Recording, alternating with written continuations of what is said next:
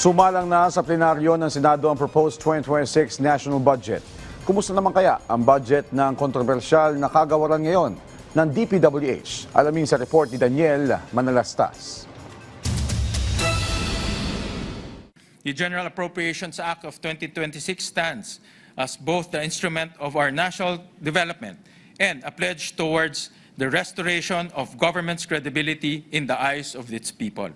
Inisponsoran na sa plenaryo ng Senado ang 6.793 trillion pesos proposed 2026 national budget. Tumayo si Senate Committee on Finance Chairperson Sherwin Gatchalian para himayin ang nilalaman nito.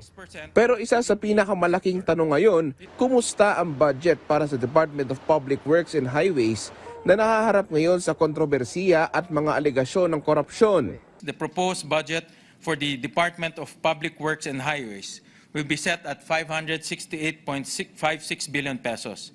We reduced the budget of the department by 55.91 billion. During the hearings, we discovered several red flags, such as roads with no station IDs, duplicate projects, projects in multiple phases. As an additional safeguard against corruption, all DPWH projects have station ID numbers, bridge IDs, and school IDs included in the committee report. Batid din ng senador ang hinaing ng taong bayan dahil sa korupsyon sa flood control projects. Pero tila hindi magtatapos na lang sa inis. And as the recent protests have shown us, public outcry is loud and clear. People have lost faith in government.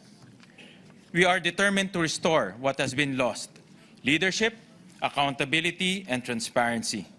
Tiniyak naman ng senador na sa bersyon ng Senado sa budget, nakaangkla ito sa Philippine Development Plan ni Pangulong Ferdinand R. Marcos Jr. Kasabay ang pagtitiyak sa maayos na pondo para sa edukasyon, kalusugan, trabaho, ayuda at marami pang iba.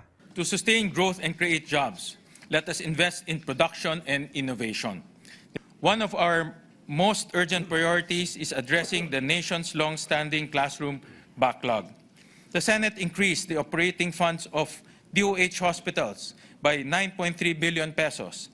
Marami sa ating mahihirap ang umaasa pa rin sa mga social services ng pamahalaan. This is why the Department of Social Welfare and Development was allocated 230 billion pesos. At sa harap ng problema sa West Philippine Sea dahil sa panggigipit ng mga barko ng China sa mga barko ng Pilipinas, mukhang masusulusunan yan dahil tiniyak ang pondo para sa Philippine Coast Guard, pati na sa modernization program. This allocation is the highest defense spending of the country relative to its economic size and will surely strengthen our capabilities, address our defense-related needs. Together with this is the modernization of the AFP. Inaasahan sa mga susunod na araw, pagdedebatihan ng mga senador ang panukalang budget. Daniel Manalastas para sa Pambansang TV sa Bagong Pilipinas.